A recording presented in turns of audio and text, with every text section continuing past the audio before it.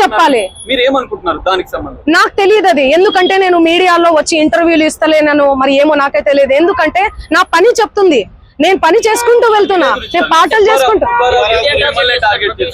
ఆయన అదే చెప్తున్నాను కదండి, బిగ్ బాస్ కోసం, ఫేమస్ కోసం అని చెప్తున్నాం కదా. ఆయన కేవలం ఫేమస్ అవ్వాలి, ఫేమస్ అయ్యే దానికోసమే ఇదంతా చేస్తున్నాడు. ఆయన మాటలు మీరు చూడండి. నెక్స్ట్ ఇయర్ బిగ్ బాస్ వస్తే నేను వెళ్తాను, శ్రీముఖి అంటే నాకు క్రష్, నాతో మాట్లాడేటప్పుడు కూడా మీతో ఫ్రెండ్షిప్ చేసుకుందామంటే మీరేంది ఆరగంటగా మాట్లాడుతున్నారంటే, అవును కేసు పెడతాము అంటే ఆరగంటగా మాట్లాడకుండా ఎందుకు మాట్లాడతారండి? నేను తప్పు చేయందని. తప్పు చేయని వాళ్ళు ఎవరన్నా మాట్లాడతారు. నేను మీకు వీడియో చూపిస్తాను, ఆగండి, చూడండి ఎలా మాట్లాడుతున్నాడు, ఎట్లా డిమాండ్ చేస్తున్నాడు చూడండి. ఇంతే సౌండ్ అండి ఇది. చూడండి, నువ్వేమన్నా ఆకాశం నుంచి ఊడిపడ్డావా? నడుమంతపు సిరియా ఇదంతా ఇంత వల్గర్ లాంగ్వేజా? ఇంత సోకులు ఎందుకు పడతారు మీరు? ఎలా వస్తానండి? నేను అదే చెప్తున్నా, పనులు ఉన్నాయండి, నాకు ప్రోగ్రామ్స్ ఉన్నాయి. కర్ణాటకకు పోయినాను, నిన్ననే నేను శ్రీదత్త యూనివర్సిటీలో కాలేజ్ లో ప్రోగ్రామ్ కూడా చేశాను. మీరు చూడండి నా అప్డేట్స్ దయచేసి చూడండి. ఇన్స్టాలో నేను పోస్ట్ కూడా పెట్టడం జరిగింది. దీనికి నాకు ఏ సంబంధం లేదు. బాధితులకు దయచేసి పోలీస్ శాఖ వారు న్యాయం చేయండి. నేను బాధితుల డెఫినెట్లీ ఖచ్చితంగా ఉంటా నేను బాధితులకు. ఎట్లా ఫైట్ చేయబోతున్నాము, లీగల్ గా వెళ్తున్నామండి మేమంతా. మా లాయర్ గారు మాట్లాడతారు. నేను ఇప్పటి వరకు మాట్లాడాను కదా, మాట్లాడండి లాయర్ గారు. మీడియా మిత్రులకు నమస్కారం. ఈరోజు మీ ముందు చెప్పడం ఏంటంటే, మన సింగర్ మంగ్లీ గారికి రెగ్యులర్గా ఇన్స్టాగ్రామ్లో, యూట్యూబ్ ఛానల్లో, మీడియాలో స్క్రోల్ చేయడం జరుగుతుంది. ఆమెని స్క్రోల్ చేయడం ఎందుకు చేస్తున్నారు అనేది ప్రశ్నలు వేస్తుంది. అయితే ఆల్రెడీ 2025లో ఈ బాధితులకు సంబంధించి ఎఫ్ఐఆర్లు జరిగినాయి. ఆ జరిగిన విషయము ఆల్రెడీ పోలీస్ ఇన్వెస్టిగేషన్ జరుగుతుంది. పోలీస్ ఇన్వెస్టిగేషన్ చేస్తున్నప్పుడు పోలీసు వారు ఎవరు తప్పు చేశారో వాళ్ళని డెఫినెట్లీ పోలీసు వారు ఇన్వెస్టిగేషన్లో పట్టుకుంటారు. ఇక్కడ మంగ్లీ గారి ఇన్వాల్వ్మెంట్ లేదు కాబట్టే పోలీసు వారు పట్టుకోవడం లేదు. ఎందుకు ఈ సుబ్బు గారు కావాలని మీడియా ముందు వచ్చి, ఆయన ఏమైనా ఆఫీసరా? ఆయనను ఎవరైనా ఇన్వెస్టిగేషన్ చేయమని అన్నారా? ఇన్వెస్టిగేషన్ ఆఫీసర్ ఉన్నారు కదా, ఇన్వెస్టిగేషన్ ఆయన చేసుకుంటారు, సిఐడి చేసుకుంటుంది. ఎవరైనా ఎకనామిక్ అఫెన్స్ ఉంటే వాళ్ళు చేసుకుంటారు, వాళ్ళకి హక్కు ఉంది. ఈయన ఎందుకు మీడియాలో వచ్చి ఈమె గురించి ఎంత డిఫెమ్ చేయడము? ఆమె ఏదో కష్టపడి 14 సంవత్సరాల నుంచి కష్టపడి ఒక పేద కుటుంబం నుంచి వచ్చి ఈరోజు ప్రజల ముందు ఆమె ఆశీర్వాదంతో నడుస్తుంది. ఆమెను ఎందుకు డిఫేమ్ చేయాలి? ఈరోజు కంప్లైంట్ చేయడానికి కారణం ఏంటంటే, ఆల్రెడీ మన సుబ్బు గారి పైన ఆల్రెడీ మనం నోటీస్ ఇవ్వడం జరిగింది. ఆయన సత్తుపల్లిలో ఉంటారని చెప్పారు, నోటీసు రిటర్న్ అయింది. ఆయన అడ్రస్ అది కాదు. నిన్న ఒక ఫేక్ కంప్లైంట్ రాసిండు. ఏమని? దాంట్లో అడ్రస్ ఏమో చేంజ్ ఉంది. ఆయన డిఫరెంట్ అడ్రస్లో ఉంటాడు. ఆయన ఎలా నోటీస్ ఇవ్వాలి?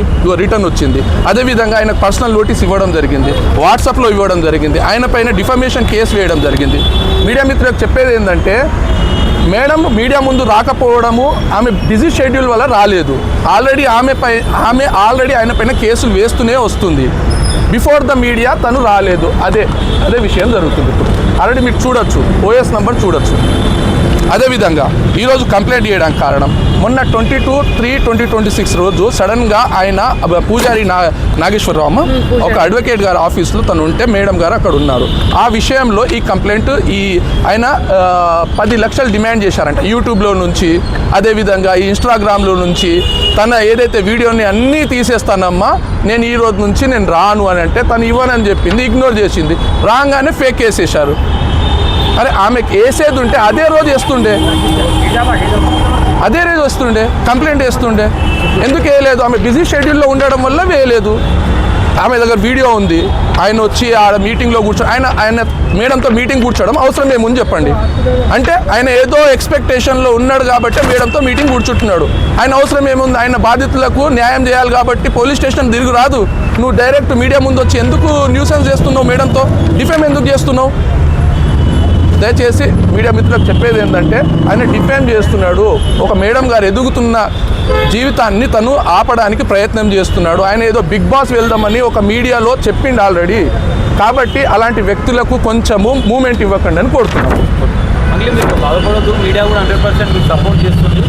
అంటే ఈ విషయంలో మీరు కొంత క్లారిటీ ఇవ్వాలన్న ఉద్దేశం అంటే సో మీ అభిమానులకు ఒక్కటే పోలీస్ డిపార్ట్మెంట్ మీరు రిక్వెస్ట్ చేసి నేను మీడియా మిత్రులకు నేను ఒకటే కోరుకుంటున్నా, దయచేసి ముందు వెనుక వెరిఫికేషన్ చేసుకొని పోలీసు వాళ్ళని కూడా అడిగి, దయచేసి నేను సోషల్ మీడియా నుంచి వచ్చా, నేను సోషల్ మీడియానే నాదే నాకు శాపంగా మారుతుందని నేను ఏ రోజు కూడా అనుకోలేదు. నేను ఒక ఆడపిల్లని, దయచేసి చెప్తున్నా, ఇందులో నా ఇన్వాల్వ్మెంట్ ఉంటే మళ్ళీ చెప్తున్నా, మీరు ఏం చేసినా నేను పడ్డానికి సిద్ధం, నేను ఎక్కడికైనా వస్తాను. కానీ అనవసరంగా నన్ను దయచేసి బ్లేమ్ చేయకండి ముందు వెనుక తెలుసుకోకుండా. ఇందులో నా ఇన్వాల్వ్మెంట్ 1% కాదు కదా, 0% కూడా లేదు. ఆయన జస్ట్ ఫేమస్ అవ్వడం కోసమే నాతో మాట్లాడాడు కూడా, నువ్వు వస్తేనే నేను మాట్లాడతాను అని చెప్పి ప్రతి ఒక్కరిని కూడా ఆయన అట్లనే అప్రోచ్ అవుతున్నారు. సెలబ్రిటీస్ని నేను కనుక్కున్నాను కూడా, ప్రతి ఒక్క సెలబ్రిటీ ఇదే చెప్తున్నారు. రిటర్న్ డబ్బులు ఇచ్చి మరీ ఇంటర్వ్యూ చేయించుకుంటాడట ఆయన, అంత పిచ్చి ఉంది ఆయనకి. ఆయన ముందు వీడియోలు వినండి. అండ్ ఈ కేసు సిఐడిలో ఆల్రెడీ నడుస్తుంది, 1 year నుంచి నడుస్తుంది. 3 years నుంచి వాళ్ళు ఈ దందా నడిపిస్తున్నారంట. వాళ్ళందరూ కూడా బాలాజీ నాయక్, మధు నాయక్, ఇంకెవరెవరో, హేమకాంత్ రెడ్డి, ఇంకోరు ఎవరెవరో ఉన్నారు. వాళ్ళంతా గొలుసు కట్టులా ఉన్నారు వాళ్ళు.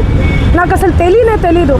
అన్యం పుణ్యం ఎరగని మమ్మల్ని, నన్ను, నా ఫ్యామిలీని దయచేసి రోడ్డుకి మీడియా మిత్రులారా నేను మళ్ళీ చెప్తున్నా, న్యాయం ఎవరి వైపు ఉంటే వాళ్ళ వైపు ఉండండి. దయచేసి మీడియా అంటేనే నాకు చాలా గౌరవం, నిఖార్సైన మీడియా. దయచేసి చెప్తున్నా, మళ్ళీ చెప్తున్నా, వాస్తవాలు చెప్పండి, అవాస్తవాలు వద్దు.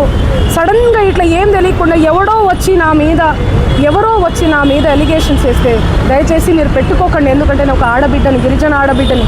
ఎవరెవరో పడనోళ్ళు మా ప్రోగ్రామ్కి రాలేదు, అంత బలుపా, అంత ఓవర్ యాక్షనా, ఏమేమో ఉంటాయి. వాళ్ళు వచ్చి పడదు అని చెప్పి ఏదేదో మాట్లాడుతుంటారు. మీరు అట్లా పెట్టుకోవడం చాలా తప్పు. దయచేసి మీడియా మిత్రులు, నా ఫ్యామిలీ లాంటి వాళ్ళు, నా ఫ్యామిలీ మీడియా అంటేనే నా ఫ్యామిలీ, నేను కూడా ఒక జర్నలిస్ట్గానే వచ్చాను. కానీ ఎవరిని ఏ మాట అనకుండా నా కష్టాన్ని నేను నమ్ముకొని, నా పాటను నేను నమ్ముకొని ముందుకెళ్తున్నా. నా మీద పార్టీ ముద్రలు వేసినా కూడా నేను వద్దు ఈ పార్టీ అని చెప్పి అప్పుడెప్పుడో ముందుసారి సిచ్యువేషన్ని బట్టి వెళ్ళి పాటలు పాడిన. పార్టీ ముద్రలు వేస్తే 2023, 2024 ఎలక్షన్ మూమెంట్లో అసలు నేను ఎక్కడ కూడా కనిపించలేదు, ఎవరికి పాటలు కూడా పాడలేదు. అవునా కాదా? మీరు సెర్చ్ చేయండి. మళ్ళీ చెప్తున్నా, నాకు వద్దు, నా పాట ముఖ్యం. నాకు వద్దు ఈ పార్టీలు, పార్టీ జెండాలు, ఈ సుబ్బు లాంటి ఈ ఫేక్ ఎలిగేషన్స్ వద్దు నాకు ఇవన్నీ. నేను ఎందుకు ఇన్వాల్వ్ అవుతాను చెప్పండి? దయచేసి చెప్తున్నా, నాకున్న క్రెడిబిలిటీతోనే ఇంతవరకు నేను వచ్చిన, ఆ క్రెడిబిలిటీతోనే ఇక్కడ దాకా కూడా నేను వచ్చిన. దయచేసి నా ఫేమ్ని డీఫేమ్ చేయకండి కోరుతున్నా నేను, ప్లీజ్. Thank you. కూడా అనుకోలేదు, నేను ఒక ఆడపిల్లని, దయచేసి చెప్తున్నా, ఇందులో నా ఇన్వాల్వ్మెంట్ ఉంటే మళ్ళీ చెప్తున్నా, మీరు ఏం చేసినా నేను పడ్డానికి సిద్ధం, నేను ఎక్కడికైనా వస్తాను. కానీ అనవసరంగా నన్ను దయచేసి బ్లేమ్ చేయకండి ముందు వెనుక తెలుసుకోకుండా. ఇందులో నా ఇన్వాల్వ్మెంట్ 1% కాదు కదా, 0% కూడా లేదు. ఆయన జస్ట్ ఫేమస్ అవ్వడం కోసమే నాతో మాట్లాడాడు కూడా, నువ్వు వస్తేనే నేను మాట్లాడతాను అని చెప్పి ప్రతి ఒక్కరిని కూడా ఆయన అట్లనే అప్రోచ్ అవుతున్నారు. సెలబ్రిటీస్ ని నేను కనుక్కున్నాను కూడా, ప్రతి ఒక్క సెలబ్రిటీ ఇదే చెప్తున్నారు. రిటర్న్ డబ్బులు ఇచ్చి మరీ ఇంటర్వ్యూ చేయించుకుంటాడట ఆయన, అంత పిచ్చి ఉంది ఆయనకి. ఆయన ముందు వీడియోలు వినండి. అండ్ ఈ కేసు సిఐడిలో ఆల్రెడీ నడుస్తుంది, 1 year నుంచి నడుస్తుంది. 3 years నుంచి వాళ్ళు ఈ దందా నడిపిస్తున్నారంట. వాళ్ళందరూ కూడా బాలాజీ నాయక్, మధు నాయక్, ఇంకెవరెవరో, హేమకాంత్ రెడ్డి, ఇంకోరు ఎవరెవరో ఉన్నారు. వాళ్ళంతా గొలుసు కట్టులా ఉన్నారు వాళ్ళు. నాకు అసలు తెలీదు. అన్యం పుణ్యం ఎరగని మమ్మల్ని, నన్ను, నా ఫ్యామిలీని దయచేసి రోడ్డుకి మీడియా మిత్రులారా నేను మళ్ళీ చెప్తున్నా, న్యాయం ఎవరి వైపు ఉంటే వాళ్ళ వైపు ఉండండి. దయచేసి మీడియా అంటేనే నాకు చాలా గౌరవం, నిఖార్సైన మీడియా. దయచేసి చెప్తున్నా, మళ్ళీ చెప్తున్నా, వాస్తవాలు చెప్పండి, అవాస్తవాలు వద్దు. సడన్ గా ఇట్లా ఏం తెలియకుండా ఎవరో వచ్చి నా మీద ఎలిగేషన్స్ వేస్తే దయచేసి మీరు పెట్టుకోకండి. ఎందుకంటే నేను ఒక ఆడబిడ్డని, గిరిజన ఆడబిడ్డని. ఎవరెవరో పడనోళ్ళు మా ప్రోగ్రామ్ కి రాలేదు, అంత బలుపా, అంత ఓవర్ యాక్షన్, ఏమేమో ఉంటాయి. వాళ్ళు వచ్చి పడదు అని చెప్పి ఏదేదో మాట్లాడుతుంటారు. మీరు అట్లా పెట్టుకోవడం చాలా తప్పు. దయచేసి మీడియా మిత్రులు, నా ఫ్యామిలీ లాంటి వాళ్ళు, నా ఫ్యామిలీ మీడియా అంటేనే నా ఫ్యామిలీ, నేను కూడా ఒక జర్నలిస్ట్ గానే వచ్చాను. కానీ ఎవరిని ఏ మాట అనకుండా నా కష్టాన్ని నేను నమ్ముకొని, నా పాటను నేను నమ్ముకొని ముందుకెళ్తున్నాను. నా మీద పార్టీ ముద్రలు వేసిన